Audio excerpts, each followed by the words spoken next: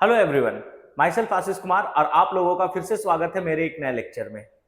आज हम लोग क्लास 12 चैप्टर नंबर 1 जो कि सॉल्यूशन है उसके 9th लेक्चर में एंटर करेंगे। इससे पहले 8 लेक्चर ऑलरेडी आ चुका है, ठीक है। अगर आप लोग नहीं देखे हो तो उसको जाके जरूर देखना। उसमें हम डिटेल में कंसंट्रेशन टर्म के ऊपर में बात किए हैं। साथ ही साथ हम आप लोग को ये भी बताया है कि वेपर प्रेशर किसको कहा जाता है, राउल्ट्स लॉ किसको कहते हैं। अगर किसी सॉल्यूशन में सॉल्यूट नॉन वोलाटाइल हो और सॉल्वेंट वोलाटाइल हो तो वेपर प्रेशर कैसे कैलकुलेट किया जाता है। किसी सॉल्यूशन में अगर दोनों वोलाटाइल है तो वेपर प्रेशर कैसे कैलकुलेट करते हैं। इन सब के बारे में हम ऑलरेडी 8 लेक्चर में बता चुके हैं। वैसे उसका लिंक हम डिस्क्रिप्शन बॉक्स में भी दे देंगे आप लोग को, अगर नहीं देखे हो तो जरूर देखना।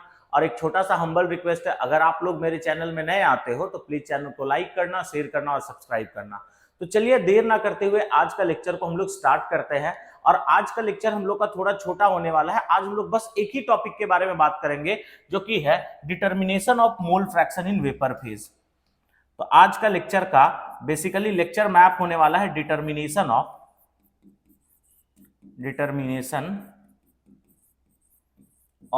मोल फ्रैक्शन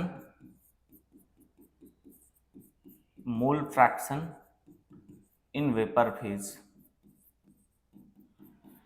ठीक है, वेपर फेज में किस तरह से मोल फ्रैक्शन को डिटरमाइन करते हैं, यही आज का हम लोग का लेक्चर प्लान होगा। तो चलिए देर ना करते हुए हम लोग स्टार्ट करते हैं determination of mole fraction in vapour phase. ठीक है, तो चलो पहले इसका रिप्रेजेंटेशन वगैरह के बारे में हम लोग बात कर लेते हैं। तो एक हम लोग छोटा सा कंटेनर लेते हैं। इस कंटेनर में हम लोग कोई लिक्विड को फिल करते हैं। लिक्विड मॉलिक्यूल ऐसे सरफेस पे भी प्रेजेंट होगा। मान लो हम लोग एक सॉल्यूशन लिए हैं। इस सॉल्यूशन में दो कंपोनेंट है, एक है ए और दूसरा है बी। एक है ए, दूसरा है बी। एक है ए, दूसरा होगा बी। हम लोग मान लेते हैं कि दोनों का दोनों कंपोनेंट वोलाटाइल होगा। दोनों का दोनों कंपोनेंट क्या होगा तुम्हारा, वोलाटाइल। अगर दोनों कंपोनेंट वोलाटाइल होगा तो ए का जो मोल फ्रैक्शन है उसको हम लोग एक्स से रिप्रेजेंट करेंगे और बी का जो मोल फ्रैक्शन है इसको हम लोग एक्स बी से रिप्रेजेंट करेंगे। सॉल्यूशन में ए का मोल फ्रैक्शन को किससे रिप्रेजेंट करते हैं, ए से। और सॉल्यूशन में बी का जो मोल फ्रैक्शन है उसको किससे रिप्रेजेंट करेंगे, बी से, सॉरी एक्स बी से। अब अगर हम लोग नेक्स्ट बात करें तो कुछ देर अगर इसको छोड़ दिया जाए तो ये वेपर में कन्वर्ट हो जाएगा। अब वेपर में अगर कन्वर्ट हो जाएगा तो वेपर में तुमको क्या दिखेगा, वेपर में अगर बात करेंगे तो वेपर में तुमको अभी ए का मॉलिक्यूल भी दिखेगा और बी का भी मॉलिक्यूल दिखेगा। ए का भी मॉलिक्यूल दिखेगा, बी का भी मॉलिक्यूल दिखेगा। तो बेसिकली सॉल्यूशन में किसी कंपोनेंट का मोल फ्रैक्शन कैसे कैलकुलेट करते हैं ये हम लोग ऑलरेडी सीख चुके हैं। हम लोग को आज ये सीखना है कि ये वेपर में मोल फ्रैक्शन कैसे कैलकुलेट किया जाता है। तो वेपर फेज में जो मोल फ्रैक्शन है उसको y से रिप्रेजेंट करते हैं और ये मोल फ्रैक्शन a का है इसीलिए इसको हम लोग ya से रिप्रेजेंट करेंगे और इसका मोल फ्रैक्शन को yb से रिप्रेजेंट करेंगे। ठीक है, सॉल्यूशन में मोल फ्रैक्शन को x से रिप्रेजेंट किया जाता है और वेपर फेज में मोल फ्रैक्शन को y से रिप्रेजेंट करते हैं। ठीक है, अगर हम लोग बात करें सॉल्यूशन में वेपर फेज में a का जो मोल फ्रैक्शन है उसको ya से रिप्रेजेंट करेंगे और वेपर फेज में b का जो मोल फ्रैक्शन है उसको yb से रिप्रेजेंट करेंगे। बात क्लियर है, ठीक है। नेक्स्ट अगर हम लोग इस सॉल्यूशन का वेपर प्रेशर कैलकुलेट करना चाहे, पी सॉल्यूशन, तो कैसे कैलकुलेट करते हैं। लास्ट क्लास में ही हम लोग फॉर्मूला देखे थे। फॉर्मूला था P naught A into X A plus P naught B into X B, यही फॉर्मूला था। ठीक है, तो अगर हम लोग सॉल्यूशन में वेपर प्रेशर कैलकुलेट करना चाहते हैं तो इसके लिए सिंपल साधारण फॉर्मूला क्या है, P naught A into X A plus P naught B into क्या, एक्स बी। ये तुम्हारा सॉल्यूशन में वेपर प्रेशर कैलकुलेट करने का फॉर्मूला है। ठीक है, अगर हम लोग को ये वेपर फेज में मोल फ्रैक्शन कैलकुलेट करना है तो इसके लिए हम लोग को अप्लाई करना पड़ता है डाल्टन्स लॉ। अगर हम डाल्टन्स लॉ का बात करें, डाल्टन्स लॉ का बात करें तो डाल्टन्स लॉ का सिंपल सा स्टेटमेंट यह है कि जो पार्शियल प्रेशर होता है, पार्शियल प्रेशर, ठीक है, ये किसके इक्वल होगा, तो ये इक्वल होता है mole fraction into total pressure, into total pressure. बात समझ आया ना, ठीक है। तो डाल्टन्स लॉ के अकॉर्डिंग ये बोला गया कि जो पार्शियल प्रेशर होता है वो किसके इक्वल होगा, mole fraction into total pressure. अब वो मोल फ्रैक्शन भी ना ये वेपर फेज का होता है, वेपर फेज। तो डाल्टन्स लॉ के अकॉर्डिंग पार्शियल प्रेशर जो है वो किसके इक्वल होगा, मोल fraction in vapour phase into total pressure. देखो पार्शियल प्रेशर क्या होता है, वेपर मॉलिक्यूल जो लिक्विड के सरफेस के ऊपर में प्रेशर लगाता है इक्विलिब्रियम के अलावा किसी टाइम का, तो उसी को हम लोग पार्शियल प्रेशर बोलते हैं। और वही कंडीशन अगर इक्विलिब्रियम है तो उस पार्शियल प्रेशर को हम लोग वेपर प्रेशर बोल देते हैं। यानी डाल्टन्स लॉ में अगर हम लोग बात करें, ठीक है, इसी को अगर हम लोग राउल्ट्स लॉ से एक्सप्लेन कर दे या फिर रिप्लेस कर दे तो यही पार्शियल प्रेशर की जगह हम वेपर प्रेशर लिख सकते हैं। तो अगर हम लोग इस सॉल्यूशन में डाल्टन्स लॉ को अप्लाई करें तो यहां पे ए मॉलिक्यूल के लिए अगर हम डाल्टन्स लॉ को अप्लाई करें फॉर ए, ठीक है, तो ए के लिए जो पार्शियल प्रेशर होगा, तो सॉल्यूशन में जो पार्शियल प्रेशर होगा उसी को हम लोग अभी वेपर प्रेशर मान के चलते हैं, तो उसको हम लोग क्या बोल देंगे, पीए बोल देंगे। मोल फ्रैक्शन का बात करें तो वेपर फेज में ए का मोल फ्रैक्शन क्या होगा तुम्हारा YA, और तुम्हारा टोटल प्रेशर जो होता है वो किसके इक्वल होगा, सॉल्यूशन के प्रेशर के इक्वल, तो हम यहाँ पे पी सॉल्यूशन लिख लेंगे। बात समझ आया ना, ठीक है। अब अगर हम यहां पे बात करें पीए के बारे में, तो पीए जो है वो किसके इक्वल होगा, तो पीए जो होगा वो किसके इक्वल होता है, P naught A into X A. Raoult's law के अकॉर्डिंग हम लोग ये चीज देख चुके हैं। तो पीए के जगह अगर हम P naught A into X A लिख दे तो वो इक्वेशन कैसा आ रहा है, देखो, तो P naught A into X A is equal to Y A into P solution, यही आएगा ना। अब हम लोग को YA का वैल्यू निकालना है तो उधर भेज दो, तो YA is equal to P naught A into X A divided by क्या हो जाएगा, पी सॉल्यूशन। ये तुम्हारा mole fraction in vapour phase calculate करने का एक फॉर्मूला हो गया। देखो हम लोग कैसे निकाले वो इंपॉर्टेंट है यहाँ पे। अगर हम लोग कैसे निकाले उसके बारे में बात करना है तो हम लोग कैसे निकाल रहे हैं ये सारा बात को हम एक्सप्लेन किए। अगर हम बात करें तो सॉल्यूशन में जो ए और बी का मोल फ्रैक्शन होगा उसको एक्स ए और एक्स बी से रिप्रेजेंट करते हैं, वेपर फेज में मोल फ्रैक्शन को वाई ए और वाई बी से रिप्रेजेंट किए। इस सॉल्यूशन का जो टोटल प्रेशर होगा वो पी सॉल्यूशन के इक्वल होगा, जो कि हम लोग राउल्ट्स लॉ से कैलकुलेट कर सकते हैं, P naught A into X A plus P naught B into X B. Vapour phase का जितना कहानी है वो हम लोग डाल्टन्स लॉ से करते हैं। डाल्टन्स लॉ के अकॉर्डिंग पार्शियल प्रेशर जो होता है वो मोल fraction in vapour phase into total pressure के इक्वल होता है। अगर हम लोग ए मॉलिक्यूल के लिए बात करें तो ए मॉलिक्यूल के लिए जो पार्शियल प्रेशर होगा सॉल्यूशन में उसको हम पीए बोल दे रहे हैं, क्योंकि पार्शियल प्रेशर को ही, ये कंडीशन अगर इक्विलिब्रियम है तो वही जो पार्शियल प्रेशर होगा उसी को हम लोग वेपर प्रेशर बोल देंगे। तो यहाँ PA is equal to YA into P solution, ठीक है। पीए कैलकुलेट करने का formula P naught A into X A, इसको हम लोग रिप्लेस कर दिए और पी सॉल्यूशन को उधर भेज दिया, तो यहां से YA कैलकुलेट करने का फॉर्मूला मिल गया। इसी तरह से अगर हम लोग बी मॉलिक्यूल के लिए अप्लाई करें तो क्या होगा, इसको देखो, बी मॉलिक्यूल के लिए अप्लाई करोगे तो जो पार्शियल प्रेशर होगा बी का उसको हम लोग पीबी बोलेंगे। नेक्स्ट अगर हम बात करें तो यहाँ पे YB और यहाँ पे होगा पी सॉल्यूशन। बात समझ आया, ठीक है।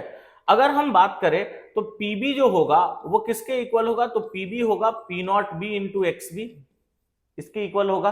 तो यहाँ पे अगर हम पीबी का बात करें तो पीबी जो है वो P naught B into X B के इक्वल हो गया, और यहाँ पे YB इंटू पी सॉल्यूशन के।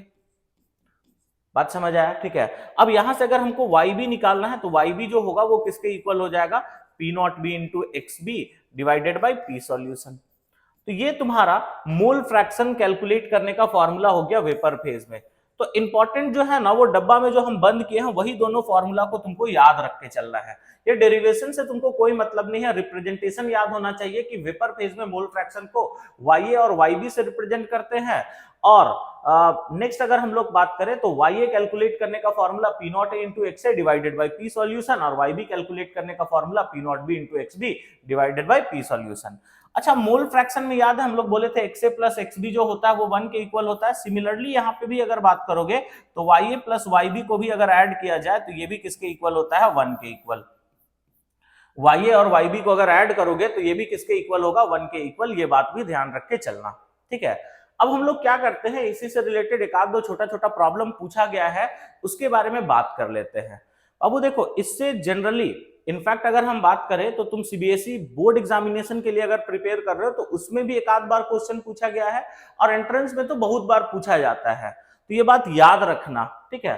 तो चलो हम लोग एक छोटा सा क्वेश्चन करते हैं। क्वेश्चन क्या है ये देखो, a solution has 1:4 mole ratio of pentane two hexane, ठीक है। The vapor pressure of pure hydrocarbon at 20 degrees Celsius are 440 mm of Hg for pentane and 120 mm of Hg for hexane. The mole fraction of pentane in vapor phase is. तो हम लोग क्या करते हैं ना, चलो जल्दी से एक कंटेनर ड्रॉ कर लेते हैं। ये कंटेनर में 2 हाइड्रोकार्बन है, मतलब 2 हाइड्रोकार्बन का सॉल्यूशन है। एक है तुम्हारा पेंटेन और दूसरा है हेक्सेन, आगे से याद रखना, पेंटेन को ए मान के चलेंगे और हेक्सेन को क्या मान के चलेंगे, बी मान के चलेंगे, ठीक है। अब ये वेपर में कन्वर्ट हो जाएगा तो यहाँ ए भी दिखेगा, बी भी दिखेगा, ए भी दिखेगा और बी भी दिखेगा, क्योंकि हाइड्रोकार्बन जो होता है वो लिक्विड स्टेट में होगा और दोनों का दोनों वोलाटाइल होता है। अब यहाँ पे हम लोग को किसका वेपर प्रेशर, किसका मोल फ्रैक्शन कैलकुलेट करना है वेपर फेज में, तो पेंटेन का कैलकुलेट करना है। पेंटेन का जो मोल फ्रैक्शन होता है वेपर फेज में, उसको हम लोग किससे रिप्रेजेंट करेंगे, YA से रिप्रेजेंट करेंगे। तो यहाँ पे हम लोग YA लिख लेंगे, ठीक है, मतलब YA कैलकुलेट करना है। अच्छा, इसका तुमको प्योर फॉर्म में वेपर प्रेशर दिया हुआ है, यानी P0A का वैल्यू भी तुमको क्वेश्चन में दिया हुआ है, P0B भी दिया हुआ है। तो पेंटेन का जो वेपर प्रेशर है वो 440 है और हेक्सेन का जो वेपर प्रेशर है वो 120 है। देखो पेंटेन को हम ए मान के चले हैं और हेक्सेन को भी, तुम्हारा मर्जी, अगर हेक्सेन को ए मानना चाहते हो तो मान सकते हो, कोई प्रॉब्लम नहीं है। नेक्स्ट हम लोग को बोला है दोनों के बीच का मोलर रेशियो हमसे दिया हुआ है, यानी हमको Na/Nb दिया हुआ है। पेंटेन और हेक्सेन का जो मोलर रेशियो है वो दिया हुआ है, जो कि कितना है, तो 1:4 है। यानी हम बोल सकते हैं यहां से जो Na का वैल्यू होगा वो 1 होगा और Nb का वैल्यू जो होगा वो कितना होगा, 4 होगा, ठीक है। अगर तुमको वेपर फेज में मोल फ्रैक्शन को कैलकुलेट करना है तो इसके लिए पी सॉल्यूशन का जरूरत होगा, तो हम साइड में पी सॉल्यूशन कैलकुलेट कर ही लेते हैं। तो फॉर्मूला होगा P0A into XA plus P0B into XB, ठीक है। अगर हम P0A का बात करें तो P0A कितना है, देखो तो 440, और अगर हम XA का बात करें तो XA किसके इक्वल हो जाएगा, तो XA तुम्हारा हो जाएगा, अगर हम बात करें तो XA कैसे कैलकुलेट करोगे, Na जो की वैल्यू है 1, Na प्लस Nb मतलब 4 प्लस 1 दैट इज कितना होगा, 5। हम डायरेक्टली यहाँ पे कैलकुलेट कर लिए हैं, Na divided by Na plus Nb, तो Na है 1 और Na प्लस Nb मतलब 4 प्लस 1 कितना हो जाएगा, 5। प्लस P0B का अगर बात करोगे तो P0B कितना दिया हुआ है, 120, और XB कैसे कैलकुलेट करेंगे, वही Nb मतलब जिसका मोल फ्रैक्शन उसका वैल्यू ऊपर में, तो Nb का वैल्यू ऊपर में होगा 4, नीचे में Na प्लस Nb मतलब यहाँ पे हो जाएगा 5। अब इसको कैंसिल कर लेते हैं, 5 1 जा 5, 5 8 जा 40, और फिर से यहाँ 4 चला जाएगा, 5 8 जा 40, 5 1 जा 5, 5 2 जा 10 और 5 4 जा 20, यानी यहाँ पे आ जाएगा 88 प्लस 4 4 जा 16, 4 2 जा 8 एंड 1 9 मतलब 96 हो गया। अब अगर हम दोनों को ऐड कर दे तो क्या हो जाएगा, देखो तो 88 और यहाँ पे होगा 96, ठीक है। तो ऐड करो तो 8 और 6 कितना हो जाएगा तुम्हारा, 8 और 2 10, 11 12 13 14, तो यहाँ पे हो गया 4, यहाँ पे 9 and 1 10 and 1 8 18, तो यहाँ पे आ जाएगा 18, मतलब ये हो जाएगा 184, यही होगा ना, 8 और 6 14 और 18, हाँ 184 हो गया। तो पी सॉल्यूशन का वैल्यू तुम्हारा हो गया 184।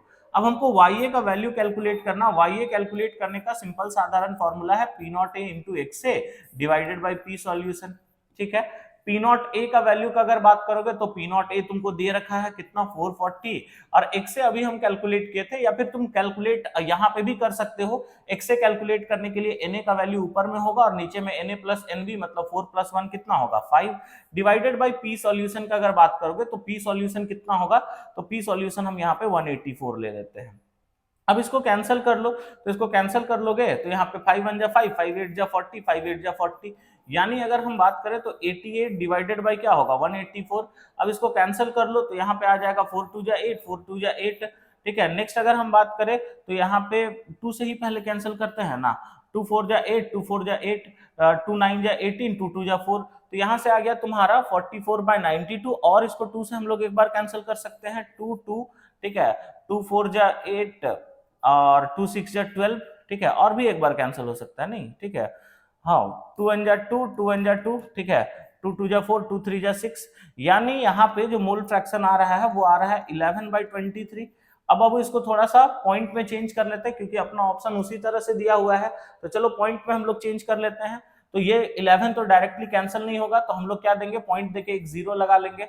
अब अगर हम बात करें तो ये कितने बार में कैंसिल होगा, तो 23 इंटू 3 टाइम्स में, ठीक है, 3 3 जा 9, अच्छा इससे ज्यादा टाइम्स में जाएगा, 23 इंटू 4 मान लो कर लेते हैं, तो 23 इंटू 4 अगर कर लोगे तो 4 3 जा 12, ठीक है। नेक्स्ट अगर हम बात करें 4 2 जा 8 एंड 1 9, 92, तो यहाँ पे 4 टाइम्स में गया। उसके बाद अगर बात करोगे तो जो भी बचेगा, तो देखो यही से तुम्हारा ऑप्शन मैच कर जाएगा, तो इसका ऑप्शन कौन सा हो जाएगा, 0.478। बेसिकली इधर कैलकुलेशन था, हम ये सिखाने का कोशिश किए कि तुम लोग ऐसे क्वेश्चन को अप्रोच करोगे। यहाँ पे हमको मोलर रेशियो दिया हुआ था जिससे हम लोग मोल का वैल्यू निकाल लिए। हमको अगर वेपर फेज में मोल फ्रैक्शन कैलकुलेट करना है तो इसके लिए पी सॉल्यूशन चाहिए, इसीलिए हम पी सॉल्यूशन का वैल्यू साइड में ही कैलकुलेट कर लिए थे।